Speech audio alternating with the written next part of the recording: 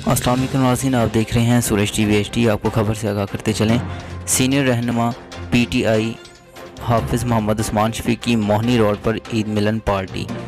MPA Chaudhary Mohammad Asghar गुजर, चौधरी नासिर महमूद सयान की शिरकत। सदर आल Pakistan book binding association फरास्त Paracha की शिरकत। जमाल इकराम मोहम्मद इरफान शफीक, मिर्ज़ा इमरान बेग, मिर्ज़ा काशिफ अहमद की शिरकत। नासिर रफ़ीक कादरी, इमरान शाह और अरसलान अहमद, मोहम्मद बिलाल, इर्तिज़ाज़ हुसैन की शिरकत।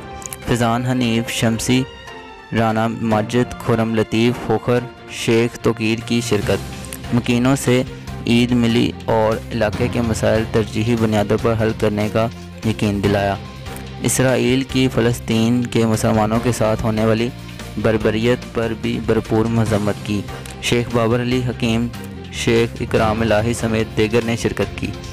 मज़ीद खबरों और अपडेट्स के लिए देखते रहें सूरज टीवी HD।